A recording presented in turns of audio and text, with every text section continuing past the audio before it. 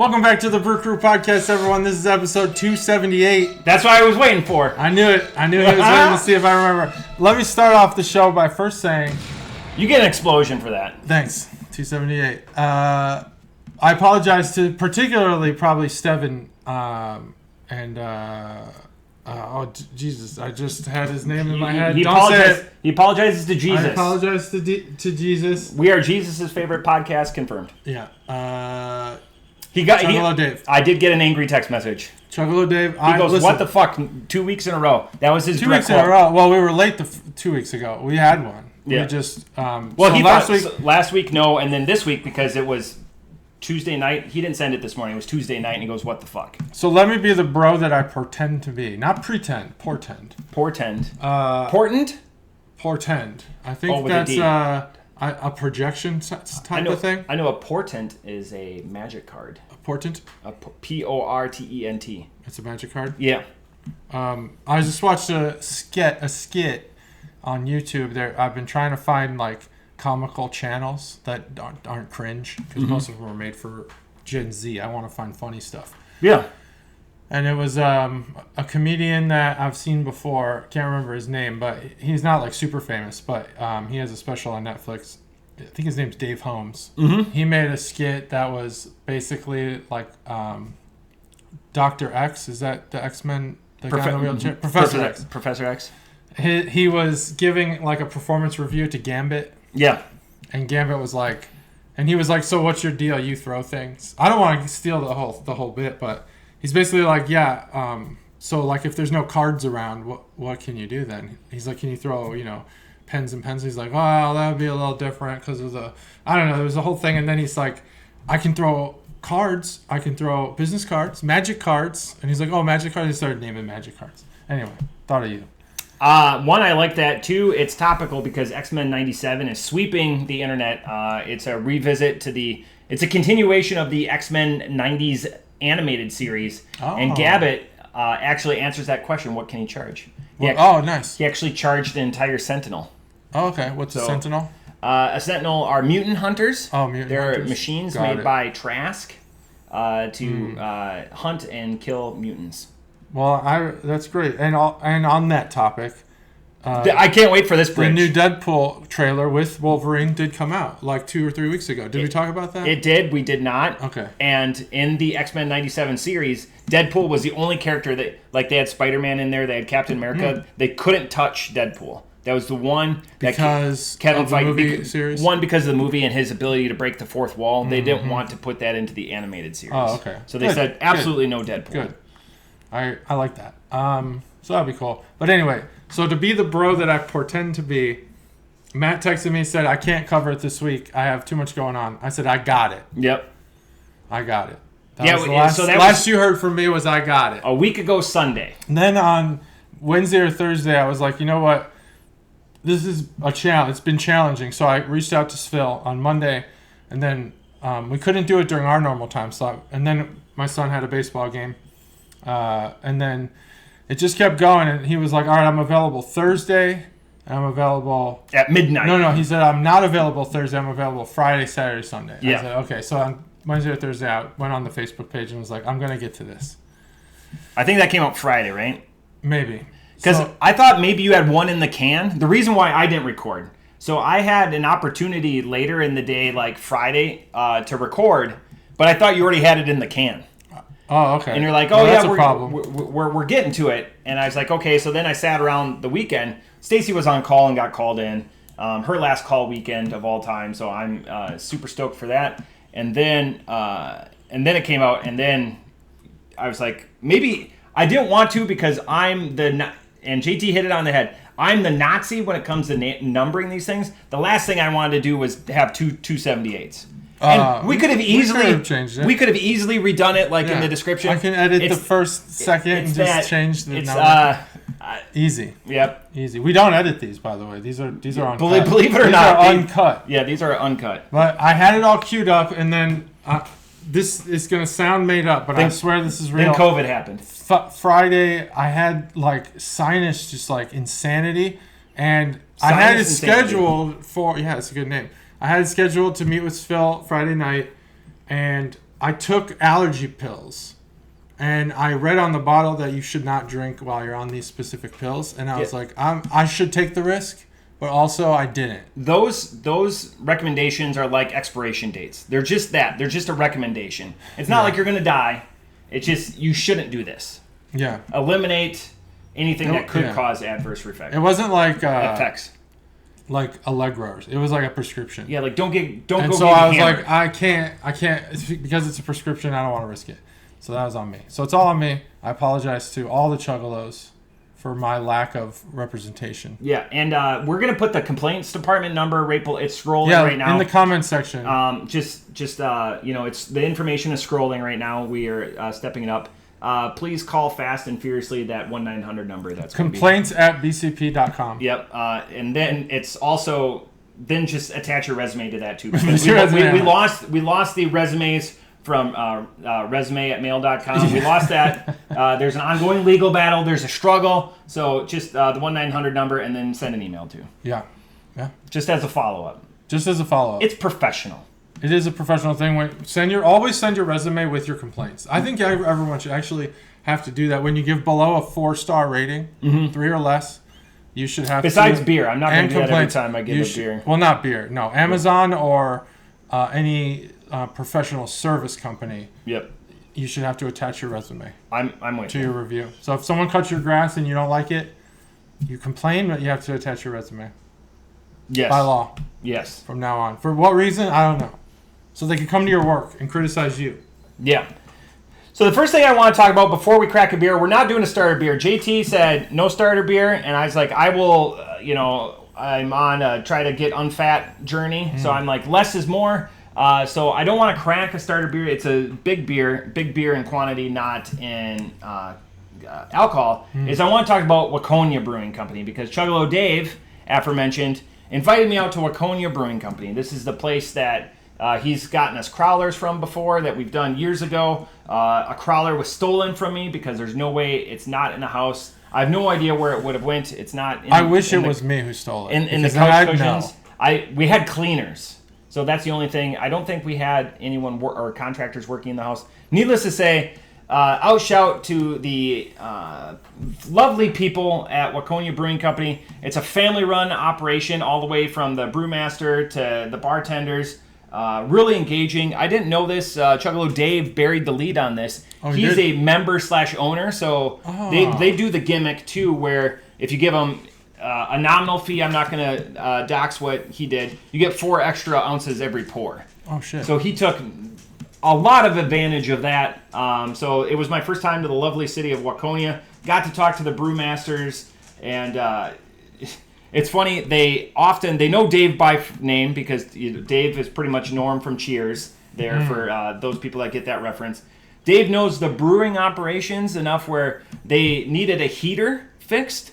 And so Dave was like in the back helping them with their brewing equipment. Whoa. So he's really... so he's a member for life. Yeah, he's entrenched in the operation. Everyone knows everyone there. Wonderful little space.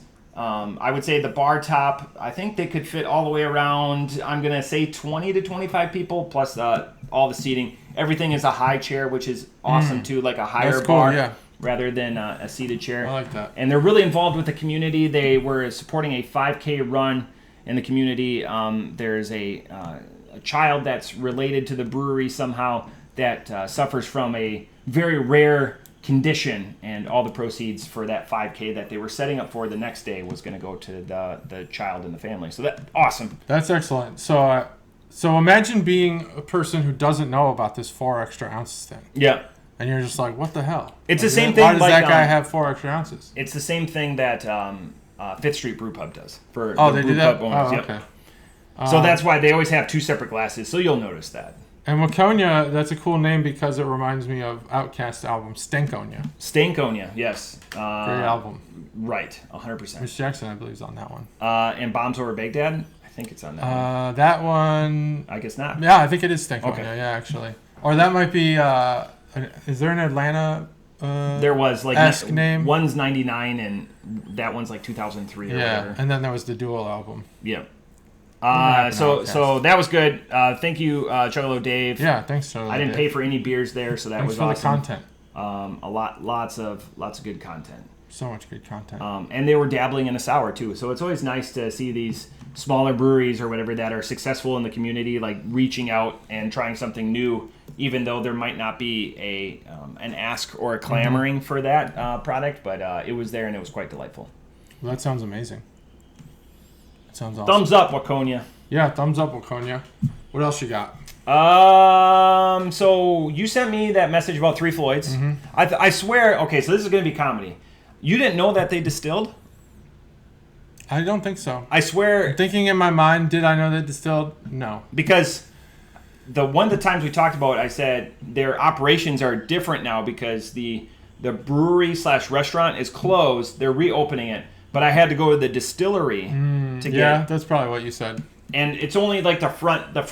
It's a kiosk would be right. So it's only like 6 feet deep and it's like 30 feet long, where they have like buttons and koozies and all that, and then the beer list. They have the beer list, and then they run around the corner and go get your beer. But that's all done. And the distillery is super ultra modern. Eventually, they'll start hosting stuff there. But I heard, and again, we've said this before a few episodes ago, the restaurant is opening back up. Oh, that's good. Yeah, we did say that. Yeah. I guess I'm thinking because of the barrel aged beers and the fact that we looked up who they're getting them from. Yep. Like, I just didn't cross my mind that they distilled. Yeah, so, eventually they'll maybe have their own like casks program that's all 100% indigenous. Yeah. But that takes 7-8 years to get whatever that barrel rotation. Right. Yeah, that'll be cool. Yeah, that's awesome. I'm glad that I now know that. Maybe I'll get some. Right? Does it sell out fast? That I don't know. That I don't know about the product. About Yet their to come. Yeah, about their booze. But Dark Lord Day is this weekend. Yes, I did see the lineup. I didn't recognize any of the bands. So long story short, after our Three Floyds heavy episode, the first one when I was in Minnesota, there was traffic back and forth, and they messaged and they liked a couple of my check-ins and my commentary or whatever, and they're like, "Oh, are you coming to Dark Lord Day?" And I go, "No," and they're like, "Oh, why not?" And the ticket prices came up. Oh yeah. Yeah, and we talked about this. The ticket prices to Dark Lord Day, like if you want to get, all the beers and the backstage or whatever access, starts at $300. Damn. And those sell out. We talked about that. And yeah, it's just not cost prohibitive because beer is going to cost what it's going to cost. But it's like general admission is $60. Okay, that's fair. But yeah, so that's all their product though too. So like general being $60. If you like theirs, I'm fine with that. But people travel from all over. I think the last stat I saw was last year. The last year that they ran it was 49 states represented. Wow. Right, like people come in. Yeah, that's awesome. Dark Lord Day, super popular. I think you'd know about it even if you're not from the Midwest, which obviously 49 states represented. You would. That's so awesome. Yeah, what was I thinking? Yeah, no, that's cool. I love. I didn't recognize any of the bands, but this summer, this is not beer related, but it could be if you drink beer at concerts. Beer related. This summer, it's just any of your favorite bands going on tour? I am removed from. You're removed. I don't know. I don't know. Okay, well, lot of bands that I like are touring. It's like almost like the old days when Warped Tour was around. Yeah. And all of the favorite bands would come to every town. But like Blink-182 is playing Lollapalooza. I don't think I'll go, but they're playing. I've still not been. To Lollapalooza? Yeah. That's your backyard. I know. I've never been there. Back when is that when Grand it first Park? started, yeah. Back when it first started, I don't know that it was like. How far are you from Grand deal. Park? As the crow flies. From my home that I grew up in. Yeah. Probably without traffic. I think you could probably get to Grant Park in, I don't know. Chugalo Mom will correct me. 30 minutes. That's good. And you she could should. see the Sears Tower in the horizon, some of the skyline in the horizon from my house. If you just like stand on 55th Street and look straight towards the city, it's wide open. There's nothing blocking it. I knew I'd have to pour like an asshole, so it's all right. But yeah, Blink's playing that, and then Dance Gavin Dance, weird. They're going on tour with Falling in Reverse, which if you know anything Love about Falling in Reverse. Those two bands don't really mix at all. But, well, one's post-hardcore and one's more kind of like punk hardcore. I guess Falling in Reverse would fit the punk hardcore. But they sell a lot more tickets. So the logic that Ronnie Radke gave made sense, which was if you're Dance Gavin Dance and you've been around for 20 years and you pretty much sell out 1,000 to 1,500 person arenas, why wouldn't you want to go on tour with someone who sells out basketball stadiums? Yeah. Makes sense. That's a good point. And then I think Bill Murray's going on tour with Bring Me the Horizon or Sleep Token, which Sleep Token, by the way, is a great name that I can't believe isn't a cryptocurrency because everything's token. But Sleep Token, you familiar? No. They're basically Deftones for people who like gospel. And the interesting thing is you say that because there's a Deftones conglomeration of artists that is called Team Sleep. That's a side Chino project. Oh, yeah, okay. I don't know that they'd be affiliated with Deftones. Probably not. They're a British band of, like, ultra-talented musicians. I would call it... I mean, really, the only way to describe it is Deftones with, like, a... I don't know, gospel. Kind of like a... what's another word for that? I guess gospel music flair. They have a lot of fills, a lot of cymbals, and...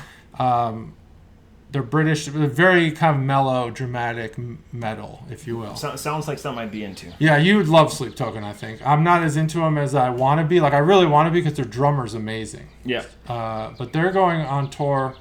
Either Bill Murray's going on tour with Bring Me the Horizon or them, and neither of those two bands are similar to Bill Murray. So the Bill Murray has more of like a pop metal. Yeah. And they're fun. Earworms, yeah. Whereas the other two bands are kind of more serious. They take themselves serious, talk about serious subjects, things like that. Anyway, really exciting summer for music.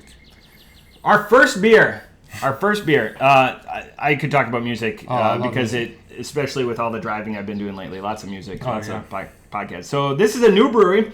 It's from Nouvelle Brewing, and they've got an interesting backstory. We'll get into that. This is Thin Crust. It's a hazy IPA. Coming in at 6.3%. You can find out more from nouvellebrewing.com. They're out of Robbinsdale, Minnesota. Robbinsdale is significant to us on this podcast because a lot of great wrestlers come from Robbinsdale, Minnesota.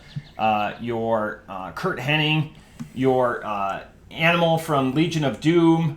And Muppet. Rick Rude. A bunch of AWA was kind of started up there. That was the stronghold. One of the takeaways from there is they have rewards. So I like rewards. I like gimmicks. Speaking of wrestling, you buy 4 beers, you get the 5th one free. Just gimmicks like that. So they have a rewards program. But this place started backwards. And the reason why Thin Crust resonates so much is when this beer was bequeathed to me by I'm going to say Chuggalo. Chuggalo Katie. Because her and I exchange beers. She's a colleague up in Minnesota. Oh, real quick, Gatorade. You reminded me. Wanted me to pass my, wanted to pass accolades to you for rating that peach beer a 5. The cream ale. Oh yeah, because yeah. she had that beer's dynamite. I'm all out. Finally, she drank the last one, which I gave to her to do. So. Awesome beer. She just wanted to... Unexpectedly, you gave it a 5, and she wanted to pass it. Yeah, it's how peach beer should be done. It is. So the interesting story with Nouvelle is they started in 2013 as a pizza joint. In 2019, right before COVID, they also were like, let's expand the business. We will then start brewing beer. So then they started up... This is like my 3rd or 4th Nouvelle. All of them came in crowlers. So again, 32-ounce can, not too much for the can art, but it gives a nice description. This was canned on the 22nd of April, too, so if Nouvelle, because I heard that their outreach is pretty good. So then they decided to make beer right before COVID started. And when this beer was given to me by Chuggalo Katie, because I appreciate her, she's from Michigan, and I appreciate her assertiveness when it comes to beer and her opinions on things. She goes, dynamite pizza, and the beer isn't bad, too. And she said it in that order. And we've talked about it's a long-standing conversation, impetus, or a jump-off point. when you say the food, do you degrade the beer? And I think most of the time, especially when we're a beer-centric podcast, but their pizza allegedly is just, they're known for it. And so as they've converted over a little bit, they still have some of the old favorite pizzas, but it seems like from the outside looking in that most of their business is done on the brewery side of the house now. Okay. Well, so I like that. I love the name of this beer. Thin crust? Thin crust. Because it harkens back to there. You drink this beer, and it's thin crust. Like should this have more carbonation, or do you think that's a feature? I think that's by design. I poured like an asshole, but two, like it's very the head persists. So brewed at Soul Brothers, Nouvelle Brewing Soul Brothers, but also formerly known as Pig Ate My Pizza Kitchen and Brewery. So even they put the kitchen before the brewery. Yep, that's a fair argument. That's what it used to be. So that's what the name of the pizza joint makes sense. And this pig, named. I can't remember off the top of my head what it looked like, but it because of probably the geography of this brewery, it made me think of Piggly Wiggly. But I don't think is this like the old logo, Piggly Wiggly? It was like a pig's head with a hat on, right? Kind of. Not a chef's hat. Yeah. But there's like a lot of butchers that use that, like a pig with like a chef's hat. Smiling pig because he's about to be murdered. But the interesting thing, and again, we had multiple crowlers of this. So the last day I was in Minnesota working with her, and she gave me this one. It was an interesting selection because of the other. They're all over the place with their beer too, and it's good to see diversity in their operations. Love it. I want as much diversity as possible in my beer and breweries, both. Yeah. Can Art Boner segment brought to you by Chuggalo Katie. Chuggalo Katie. We'll say Chuggalo. She's gonna love it. Nouvelle. So Can Art, yeah. So like I said, there's a pig on it. They do, as Matt said, they have a nice description on here. Soft and pillowy, New England style. It's got a lot of notes and stuff that I don't like, flavor notes that I'm not going to cover, just because we'll cover what they really are. Yeah. Because we're the experts. For Robbinsdale, Minnesota. We're the experts. How much beer do you have to drink to be the expert? We're there. We're tasting experts. It's documented. We might not be experts on all of the types. Like, we could probably not go to the American Beer Festival and rate, like, wit beers and stuff because we're just not experienced in that area. Yeah. But we could probably give pretty accurate descriptions and scores to the more popular genres. All you need to know is we're experts. We've been doing this for 6 years, and we've never missed a week. Never, ever. That's true. Never missed a week. Never. Nope. Unbroken. Roman Reigns, eat your heart out. Yeah, that's true. So even there's hidden episodes. You just have to find them. Yeah, Roman Reigns wrestled 6 times last year. Yeah. We did 100 episodes. If you want last week's episode, you're gonna have to look for it, including the Advent calendar. I guarantee we did. We've done 100 episodes. We do almost 100 just on the Advent calendar. That's why I felt pretty confident saying 100.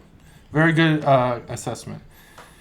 So Nouvelle is spelled out throughout the can. There's the pig, and that's basically the extent of the can art. There's not much there. Not much there, but it does the job. It tells you what it is.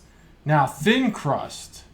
If you were to ask me if I was a professional expert brewer, which I'm not, I'm a professional expert beer taster. Yep. But if I was a brewer and you asked me to make a beer that you were going to name thin crust, I think this is what I'd brew. Oh yeah. This beer is a thin crust beer. If full-bodied New England IPAs with tons of flavor, juiciness, extra hops, if those are your pizza, your full-bodied pizza, thick crust, kind of deep dish. Sorry, Stacy. I guess deep dish would be the West Coast probably.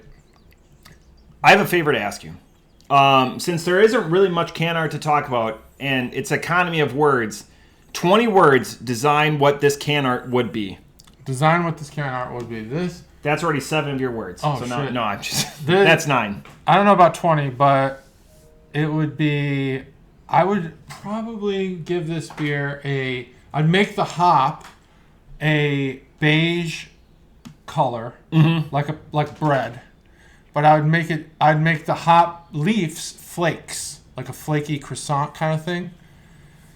Because I do think that the thin crust is accurate in that this is kind of like a light, doughy beer. It has and it could just be mind trickery. It could be the deception of, recency bias.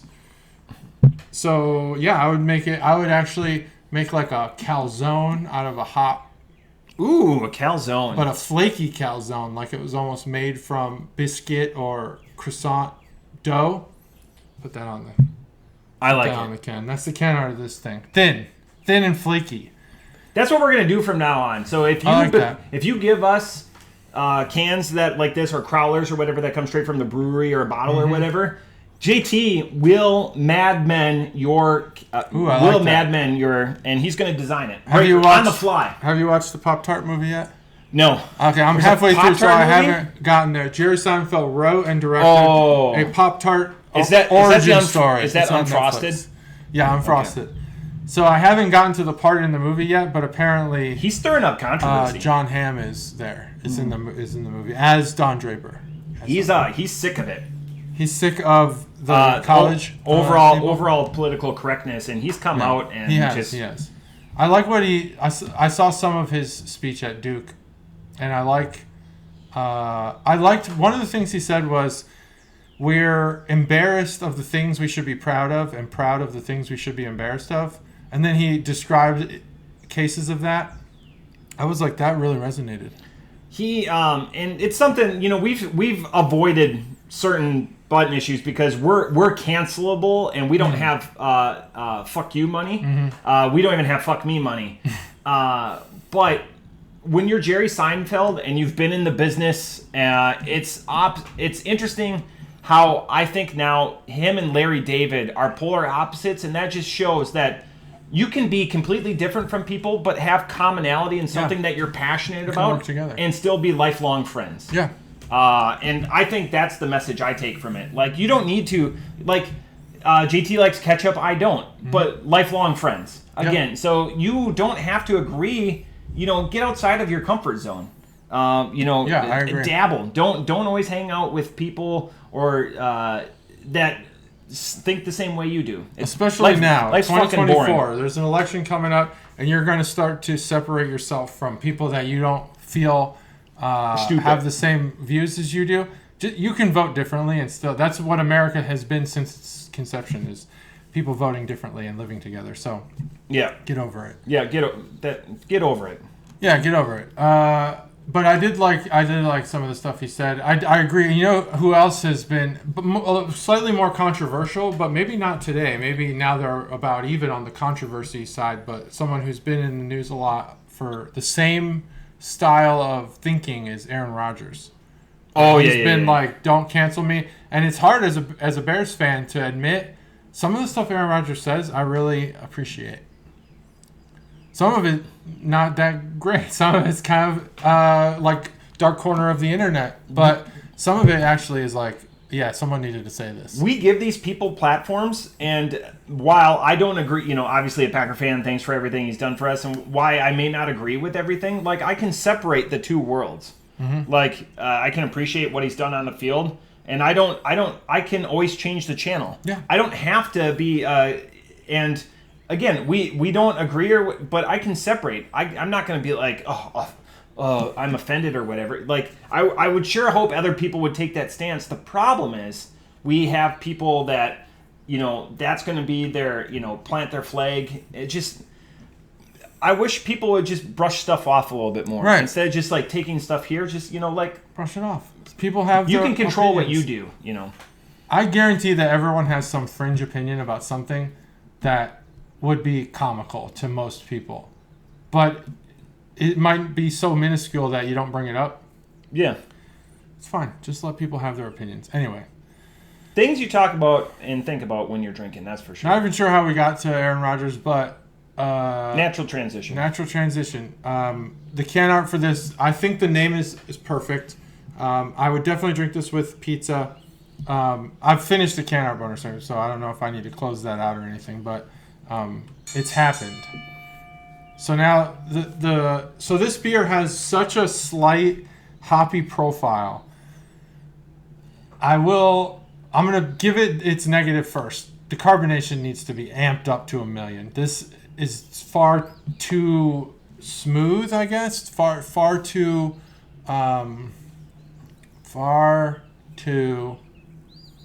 little. Flat. Far too flat. For the taste. I think if you put more carbonation in this, I mean, you're hitting home runs every day. You have a standard beer that I would call above all of the light IPAs we've had, all of the low-cal IPAs, all of the light IPAs. This would be your light IPA. This would be your, if there was one, your Miller Lite, your Busch Light of IPAs. So subtle on the hops and so subtle on the beer itself. It almost has that Busch Light kind of like flavor absent profile. Like, that's the thing about Busch Light that I like, is that when I want to drink a refreshing beer, I just want as little beer flavor as possible and as much refreshment, cold liquid, as possible. And that's what this gives you in IPA form. It's really, really good.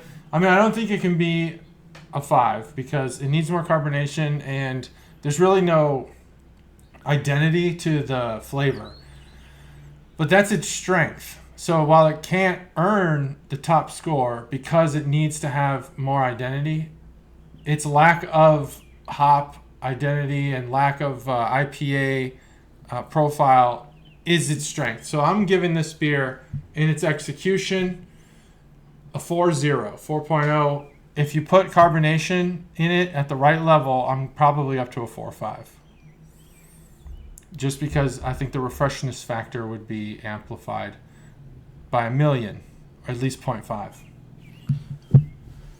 So I'm with JT. The carbonation doesn't. I am not anti, but I would rather much have a West Coast. This has got the pininess and the acridness of a West Coast IPA, and that's what I enjoy. And it's got a bunch of the heavy hitters when it comes to hops with Citra, Strata, and Chinook, which you see a lot going between both families of IPAs. This is delightful. Crushable at 6.3. You could drink a bunch of these. Hell yeah. And that's where maybe the retarded carbonation levels makes it so you don't feel that bloat. So this is a great pizza accompaniment because it gives you a lot more opportunity to have thin crust, which is, if you enjoy pizza but don't enjoy the guilt, thin crust is like the cheat code for pizza and the accompaniment. And all the great... there's the best pizza in America just came from Minnesota. It was Detroit style. That was last year. Who said that it was the best pizza in America? Food and Wine, and there was 2. I'll be honest. Good Morning America. I have to follow the Barstool pizza reviews. I don't know that this was either 2022 or 2023. And then that same year, I had the second best pizza in the country, and that was in Alaska. So I had them like all together in the same month. Pizzas. I don't think a Detroit-style pizza, no offense, could ever make the top 10. It's too thick. The nice thing about the pizzas, when I think of Minnesota-style pizzas, it's because there's a couple of places. It's that thin crust, but that's brick oven fired. Yeah. That cooks in like 5 minutes or whatever. Kind of like old whatever. Old Scratch. Very much with like a chewy crust, that texture. But anyways, the Pizzeria Lola, I had it twice when I was up in the cities with Katie Apley. Katie Apley. That's her name. First and last. They do a sunrise pizza that's like Canadian bacon, onion or whatever. That's delightful. But they also do a kimchi pizza. Best pizza I ever had was wood-fired pizza. So off the top rope, 4.25, and that's high praise for me for a New England IPA. But yeah, like you said, this does have some of the profiles, the hop profiles of a West Coast. It doesn't have the bitterness, but it does have the bitterness of a juicier, like grapefruit kind of thing. I didn't really touch on the flavor notes. Top flavor profile as I'm checking in on tap. That's what I always do is grapefruity. Yeah, I could see and that's the bitterness of that. Grapefruit is like my favorite beer profile. The problem with grapefruit being when you describe a hazy as a grapefruit is that you could convince yourself that all hazies taste like grapefruit. Mm-hmm. So it's kind of problematic in that the profile is synonymous with hazies. Now, West Coast, if you get a West Coast that has like a fruity profile, now we're talking. Now I'm on board with the West Coast because I like that. The West Coast just they run me off in the bitterness profiles. They're a little too much. We killed this crowler. Like killed it. Again, it's like water, man. It's so good. And it has that 6.3. So like if you're drinking for effect or whatever, this drinks like a Miller Lite in profile where you're like, man, I could have 100 of these. Yeah. But it's still sure. Eventually it's going to catch up to you. Give me a 30 case. Yeah, give me a rack for sure. For sure. At 6%. Oh yeah, I'll be on the floor for sure. Within no time. Love it. The one thing as we go to the second beer, because I want to clear the palate and let this ruminate for a little bit, especially for the second beer. I actually had a fruit smoothie or a slushy from 450 North that didn't make a 4.0. Really? It's the first one. Was it yesterday? Yeah, I did have it yesterday. Okay. I saw that you checked in, but I didn't look at your score.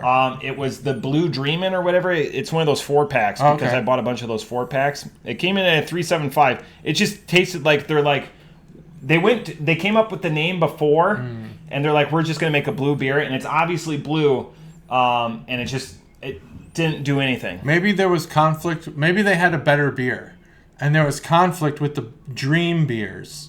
JRE. Yeah, it was Blue Dream. And maybe they were like, well, we got to scale it back so we don't get sued. Yeah. Because maybe there's a Blue Dream in the JREAM series. You know what I'm talking about? Dream. Oh, yeah, there was a peanut butter and jelly one. Yeah. Maybe they had a better beer planned. Raja. I got about to somebody get in the some backyard. dog Yeah. action back. We're about to get some dog action. Yeah. Some Got a fiber guy in the backyard. some barking. Oh, I hate when it does this. Oh yeah, so we're a little. It's you got a little There we go. brightness issue. Does that affect the watcher or? No. That just affects us because I want to be able to see us when we.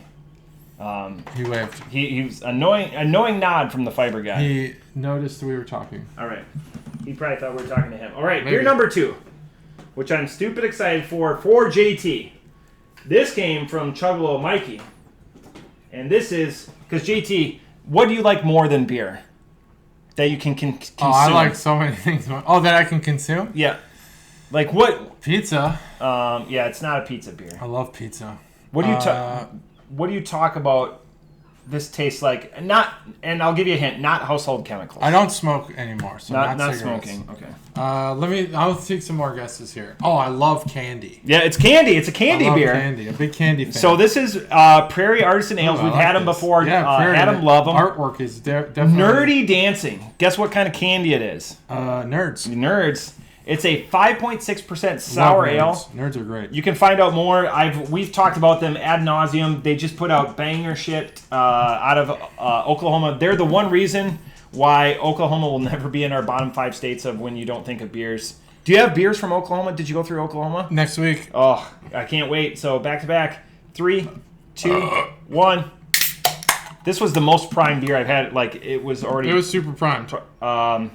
So again, sour ale, nerdy dancing, and check out prairieales.com. I'm sorry, maybe I didn't hit for Nouvelle as nouvellebrewing.com. Nouvelle Brewing. Nerds. Nerds, interesting enough, sell nowadays more nerd adjacent candies than they do nerds themselves. What's like nerd ropes? Oh, I buy Nerd Cluster. I just bought clusters. Yeah.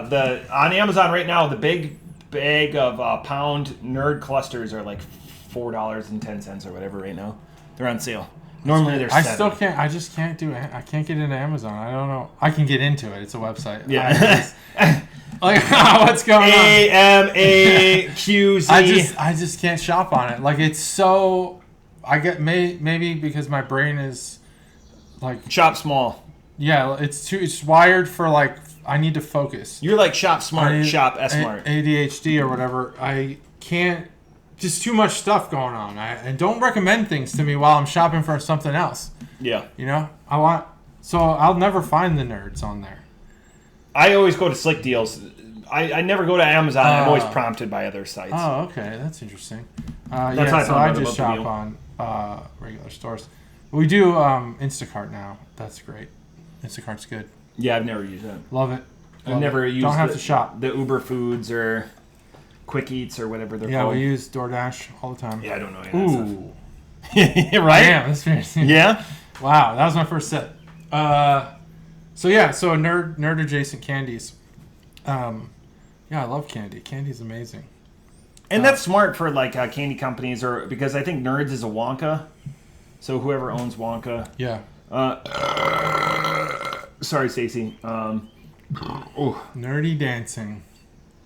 Are you a fan of Dirty Dancing, the movie? I will always say this, that Karina looks like Baby. Yeah. 100%. Oh, like the first time she hates the comparison too. How could she hate it? That I mean, one, that's a really like complimentary comparison. And then Jennifer Grey went and ruined her face by getting the rhinoplasty. She? Yeah, she doesn't even look like. I haven't seen her recently, but you know Dirty Dancing, Ferris Bueller. She's married to, right? Hate the comparisons. No. It's Phil Coulson from the Marvel movies, like the quiet guy, like S.H.I.E.L.D. Oh, like the agent? Yeah. Oh, no shit. I didn't know that. He's very boring. Nothing special about him. Yeah. Does that look like Baby? No, not at all. I mean, right? It's totally different. Wow.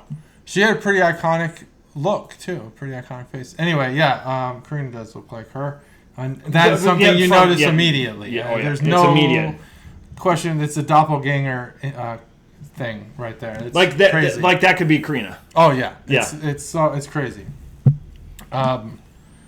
Like I don't know why.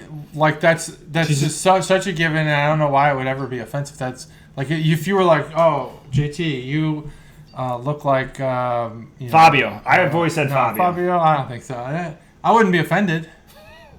That's fine. But yeah, any actor that like is considered attractive, I'd be like, oh, that's great.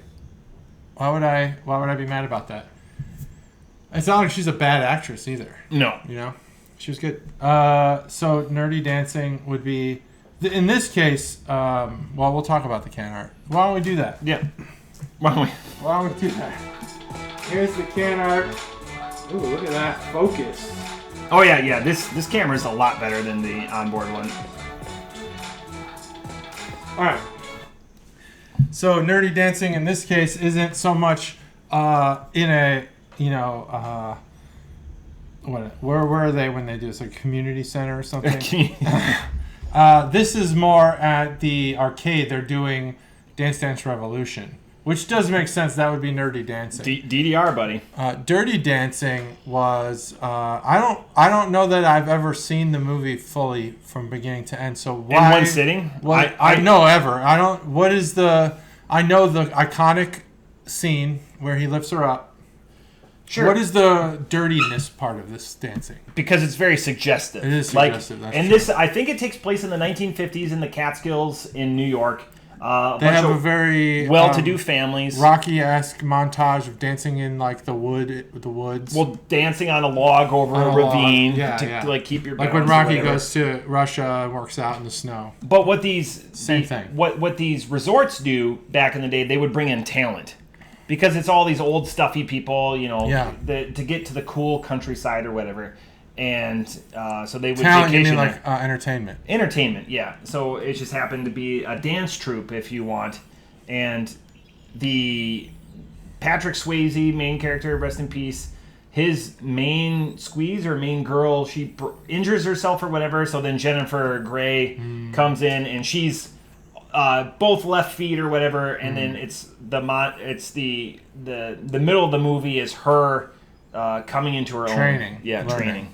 Yeah, that makes sense. Real 80s movie kind of flow. Do I have to get my man card? Very formulaic. No. So I always compartmentalize Dirty Dancing with Footloose. Just because they're both music-heavy, dancing-style movies from the 80s. Footloose we're not even really talking about Footloose, but man, that movie just pisses me off. Is it John Lithgow's character? Music is like outlawed. What the fuck kind of shit-ass place is that? You know what I'm saying? Like, maybe that was real at one time. It was. And that is just absolutely insane.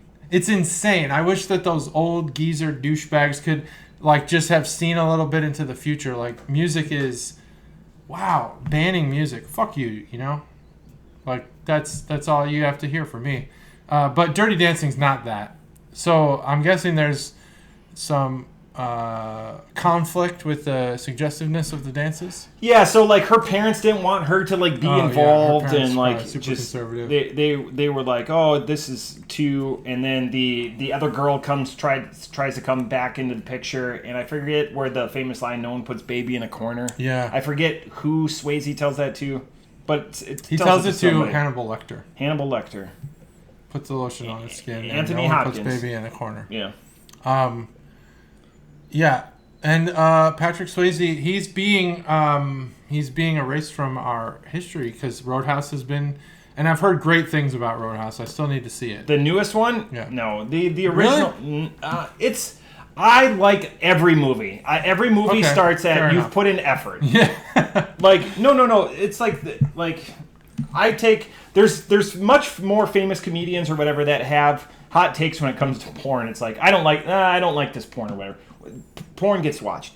But anyways, porn gets watched. So I take that take, but with movies, you put in an effort, you made something. Now there's movies I don't like, but I need you to put in an effort. Roadhouse, the original, is rewatchable multiple times. The newest Roadhouse is a departure from. It's not as formulaic or whatever. Like what's he saving? Like what's going on? And there's the himself. I haven't seen it yet, but I assume himself. It's successful enough. First of all, the production, they're pissed because it didn't go to the big screen. It just got released. The director is someone big that you heard of. So there wasn't as much of a kickback back to him, so he was upset. But they've already greenlit the sequel. Wow. So, and everything now is all stats or whatever, and they're like, oh, it's the most watched movie between Tuesday and Wednesday for the second week of April or whatever like that. So it's all these stats or whatever that manipulate. It's a good movie. The original is better. Okay. Fair enough. It's like I don't want them to, I'm very protective of, those properties from, 85 to 95. Yeah, why couldn't they just make a movie that's not called Roadhouse? Because Hollywood is collectively bankrupt. They want, those nostalgia people to come in. Hollywood is just a bunch of uninnovative or innovative. They're just a lot of very bankrupt. Horribly. I don't want them to remake Running Man. Running Man is the last big Schwarzenegger, Philip K. Dick sci-fi-esque movie that hasn't been remade, and it's being passed around Hollywood right now. Redid Total Recall, they redid Judge Dredd. Now the new Judge Dredd is way better than the old Judge Dredd. That was 2012, so new being relative, but with Carl Urban. Here's an interesting take on Hollywood. I'm totally against him, but perhaps they should follow. There's not much from academia that's Godzilla Minus coming One out is fantastic. Is, do you like the Godzilla movies? Oh God, Godzilla Minus One is amazing. Just I'm here, neither here nor there. I'm fine with it. Won an Oscar for special effects, and they did it on a nothing budget. It's that's so cool. good. Well, that's a really good. So good. I'll check it out. What's it on? The Open Seas. Okay. But it's all dubbed. It's all Japanese. It's all Toho. So there's people out there I don't want to read movies the whole time. I'm fine reading movies. And it's a period. Some of the best movies I've seen have been read. Japan right after the defeat in World War II. Okay. Wow. They deal with a lot of heavy issues. Okay, that's cool. Same thing with Wolverine. Yeah. Oh yeah. Yeah. The second one. So here's an interesting take. If you look at I work with this guy who, he's a particle physicist. He's a PhD in particle physics, but he has this really strong interest in history, and he told me that if you look at the meta trends within the history, domain of academia. Yeah, we're entering a period in teaching history where we're not teaching so much about the main characters anymore. People want to learn about what life was like, daily life for the nobody. Mm-hmm. So Hollywood probably should take a page from that and start to make movies where, I don't know. It's not interesting, I guess. But the day in the life of just some citizen while the Godzilla stuff's going on. It's kind of interesting. Sometimes there's some commentary about, the Avengers destroyed New York City and then everyone lives happily ever after. But there's like this post-war period, this post-Avengers period where the city's fucking destroyed. Yeah, there's a comic, there's a spin-off, like the constructors or whatever, like the people that put it all back together. Yeah, so those people. So like just the normal everyday It was supposed to be coming out. So that's really like history is kind of taking shape. The history instruction and the narratives are starting to be told from, the soldier marching in Alexander the Great's army, or the, Mongol warrior. Not some leader or general or whatever. And so maybe there's some Hollywood stuff there. Because you're right. They have no good ideas. They're always trying to do safe. So you're going to see a pivot. And remakes. There's going to be less big blockbuster movies and more of a pivot to like the you have $10 to $50 million. Yeah. So then just tell a story, an interesting story. They're trying to spur the creativity. It's just whether or not it gets there. Yeah, just tell an interesting story. That's all I ask. Because I'm a cinephile. I just watch movies. Yeah, so. I love movies. Not a cinephile, but I'm that for music. I'll just listen to everything, and then I'll just criticize it to hell. You need to, but I mean, you're a talent though. I don't make movies. Maybe not. I make podcasts. Well, you should criticize podcasts. Yeah, with yeah. I do, but I watch like the same 3 every week, and they're amazing. All right, so with the can art, there's Dance Dance Revolution (DDR). There's some old '50s nerds on here, wearing like a poodle skirt and going to the sock hop. Yeah, going to the sock hop, tucked in shirt into slacks, with a pocket protector. Definitely no socks on. I'm not sure what this dude's doing. He's got like a weird. Do you remember in American Psycho when Christian Bale is at I think it's the conference room where they're showing off their business cards. Oh yeah, I know. There's Gavin from Silicon Valley. Yep. Is in that scene, and his hair is like fucking nerdy as shit. Yep. The guy in this has that Gavin from American Psycho haircut. Very specific reference there. There's also the Dirty Dancing reference going on here. It's an ivory business card. Yeah. Oh man, the Type font. Yeah. Amazing scene. That's cinema. That scene. Oh shit, I love that scene. There's like sweating. He's like mad. It's awesome. What a great scene. That's acting to it too. That's peak acting in my opinion. So yeah, Dirty Dancing. She's spraying like an inhaler. But it looks like her arm might be disconnected, or she's got armpit hair. I'm not sure. But yeah, you can take a look at that. You can take a look. And then there's a random robot, like an 80s style robot. Yeah, I don't even know like what movies had robots like this, but that's like how people in the 80s envisioned robots would look. Yeah. In the future. And then you had Benchwarmers. Remember Benchwarmers, the movie with John? It's like Rosie with tank tracks. Lovitz. Yeah. A tracked robot. So that's it. That's Nerdy Dancing. Our demo knows who Rosie is when we say Rosie the robot. Yeah, Rosie the robot. Okay.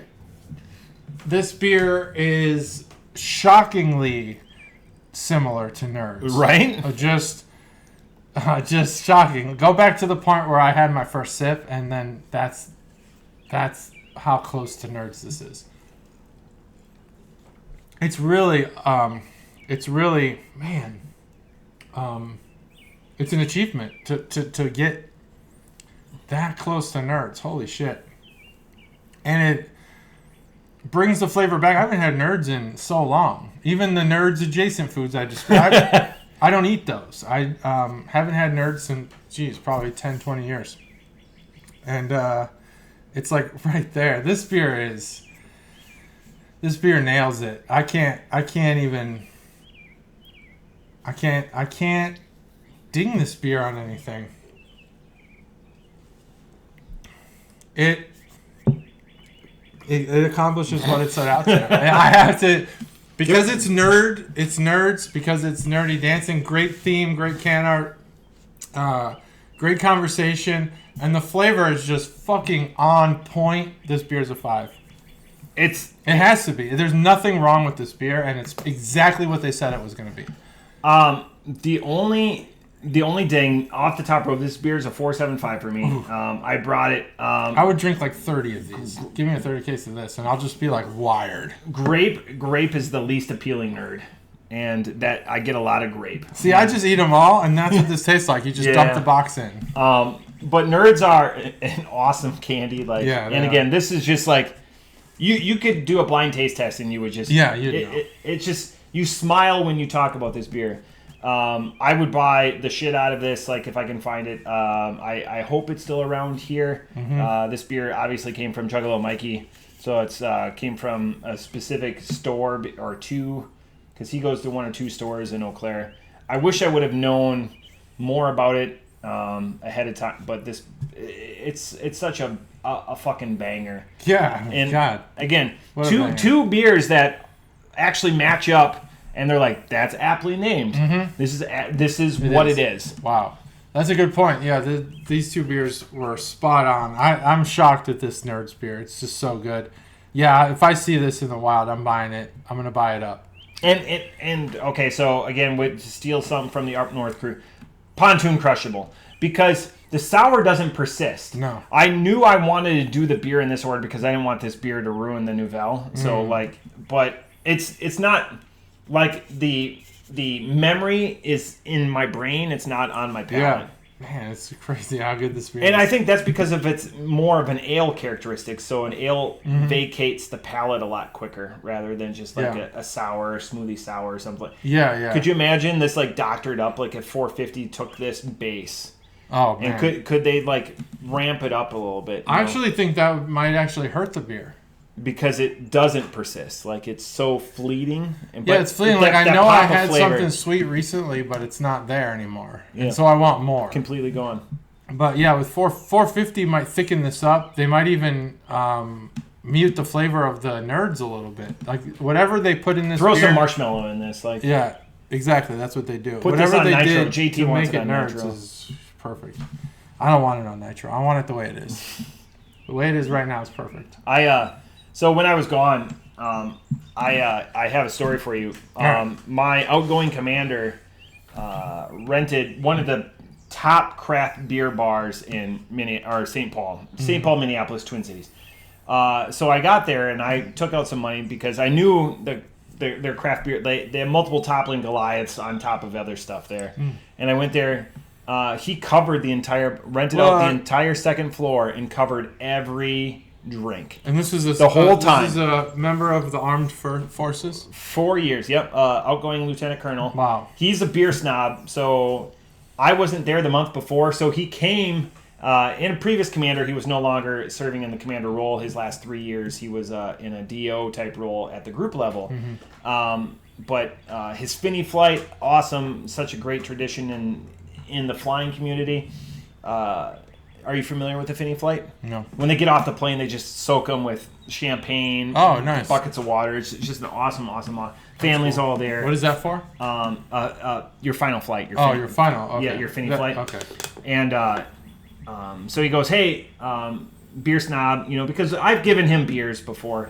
Oddly enough, he's never given me anything beer-wise, but after his retirement part, I'm going to vacate my one complaint. And like he took care of me. Like we landed in Canada and we were like, hey, we're gonna go to this restaurant or whatever, and it was an oyster and he knew all the differences between the oysters. Anyways, 4 hours, heavy, probably 100 to 120 people, not $1 was exchanged besides tips. Wow. And he covered it all. Damn. 18 different craft How much beers. money do you think that is? It's gotta be a lot. Thousands. Oh yeah, easily thousands. And then it was 3 staff members too, and there was food. Yeah. Awesome. Wow. Awesome. That's awesome. really great. Ouch out to Chris. You're a real bro, and we shot text messages, and I'm a nobody in his world, and the fact that he shot me stuff back, it just people ask like why I serve from, and it's moments like that and relationships like that. Where for sure. Your relationships are great when you serve. That's awesome. I've only been to enlisted retirement ceremonies, and they're nothing like that. Oh yeah, no, this was, and they did the official stuff. They did with their blues, but then they quickly switched out. I'm talking about the after party. But there was tears and everything. Oh no, they did it at the bar. The official retirement ceremony was at the bar. Oh Okay. yeah, he did it. Even his change of command when he took over our squadron was completely different. Just a complete bro. Yeah. And a beer snob and can talk. And there was other beer snobs there that I've talked to. Like ouch out to Pommy, and Pommy goes, "Did you look at this beer list?" And then we found out that 4 of the kegs on the 17 lines were picked by Chris. Oh, no shit. And they were some of the like a toppling Goliath, the Strawberry Fandango. No way. So, yeah, On tap. On tap. Damn, dude. So he picked that awesome. keg. Smart pick. That's not $100 keg. If you're telling me that a beer snob picks that, then I'm a beer snob now. Yeah. Because I would pick that. That's a good pick. Good choice. And we did harass him. Like I go, you couldn't get the Cherry Fandango. And he goes, they didn't have it. So he looked. Yeah. So for a smart guy. Yeah, 51-year-old guy, just completely with it and in tune with his people and emotional, a great speech, and it's just moments and opportunities like that really make everything worthwhile. Yeah, that is awesome. But 17, I don't know if I'll ever be able to do that during maybe when I retire one day, but that's a lot. Mm-hmm. And all the outpouring of support, like everyone was there for him. Great. Well, was he full time or was he reserve? Wow, yeah. And he still had that. His civilian job. He works for. He's a private pilot for one of the biggest corporations in the world. Yeah, okay. He does well. Yeah. I was thinking like he was working on 05 salary. Nope. Fully. Okay. But when you're a pilot, you know that all the additional requirements and everything like that. It's not 1 week in a month, 2 weeks. Oh, it's far more. That. Yeah. That's amazing stuff. Wow, congrats to him. I don't know when I'm ever going to retire. Probably never. 60 for me. Do you think I have a bad feeling? Not my military. And this isn't political. This is just our country's obsession with taxation. I do the Roth. Yeah. They're going to figure out a way to re-tax me, I feel. I feel like I'm going to have to be double taxed on that. A lot of that is they're Scout's just like honor. figuring that shit out. A lot of that is Scout's honor, though. Like, they don't know when you... Like, if you ever take, like, out of your retirement or something like that, like the early penalty or whatever, they ask you to do it. You don't have to. Mm. It's just only if you get audited. Make them work for it. Yeah, okay. No, I'm not saying that they're going to tax me on accident. I'm saying that they're going to make a new rule. Yeah, I don't think so. It taxes me. I don't. They're going to tax me. They're like taxing We're the minority. Like, we're the minority with retirements. Unearned gains. There's people that are seniors that are retiring and are trying to make $300,000 spread out. Yeah. For like their their final years or whatever. And now everyone's so medicated up or whatever and is able to live longer. What were people doing before 401ks? Nothing. Well, pensions were a lot more prevalent. Yeah, I can see that. Especially in blue collar communities or whatever. So I come from a farming background. It was just, you scrim and scraped by, and then you sold the farm off to the next generation, which happened in my family. You sold the farm off, and you lived off, the land and the house and whatever you sold it for to your other family members. Yeah, I guess that makes sense, yeah. So it's not generational wealth, because by no means did anyone in my family, live luxurious lives, and a lot of them are still living. But they didn't live with the frivolity that you and I do. Right. If my papa or my grandpa knew that I was paying $10, $12, $14 for a beer, they would just lose their fucking mind, even with inflation and everything like that. Yeah. Here's what I don't understand: if people have the capacity, to confidently invest their money, and when I say people, I mean insiders. Yeah. What are those called? The funds, ETFs? Nope. The real elite ones, the hedge funds. Okay. If the ability is there to be that confident in your profit, why don't we all get this level of access? It's ridiculous. I love the show Billions. It's one of my favorite shows of the last 10 years. Yeah, I gotta check that out. On Showtime, Damian Lewis and Paul Giamatti, but the Steelers show. But a lot of them do it at that tangentially addressing your question. It's the rush. It's the rush because there's a chance that you'll lose. Yeah, but people buying into these funds don't think that. Yeah, they fix it. The hype and the media and the everything. They it's buy all everything one big around. thing. And the thing is they tax us, and then on Social Security, for example, they claim to give it back to us later. Yet, when you look at what you could have gotten if you just put your money into the S&P 500, not anything special, not a hedge fund, we could have had very high returns in the millions. That's the why amount of money we pay into Social Security. That's why it's crazy. CDs are available to everyone right now, and you can get a 9-month CD for 5.15. Wow. Just lock your money up for less Put than it a in year. there. You're not using 5.15. it. I'll do it. 5.15, 5% on 9 months. That's easy. Yeah. I'm not doing shit with that money. I don't get it. They're gonna tax me, and then I won't buy beer. I won't be able to buy any beer. Yep. 60 is the end game for me. I'll be able to collect my military retirement. Yeah, you got military. That's good. A few years before Very that. smart. So, and then medical's going to be the big one. Yeah, but I will be able to have my medical then too, subsidized. So. Yeah, smart. Yeah, sometimes I think maybe I should have done the military for 20, but I'm happier, so that's good. Anyway, that's insights with the BCP. Insights, financial with the BCP. insights, retirement insights with the BCP. We will be, we could be, Merrill Lynch if you're looking for, a small, 5-figure donation to be a sponsor of the Insights. Yeah, a with the small BCP. 5-figure donation. Call the number below. Don't give it to a politician. No, to no, spend no. on flights and shit. No, we'll be honest. Give it to us. I'll always fly coach. Yeah, we'll always fly coach. Mm-hmm. Yeah. Or if I upgrade, BCP. I'll do it on my own dime. We'll always fly coach. Yeah. We'll always fly coach. That's it, I think. That's it. Yeah, episode 278. We're really killing it. What? Yeah, as he said. We're What? killing it. Killing it. That's it. That's episode 278. Thanks for joining us. Like, subscribe, comment, and complain. Bye.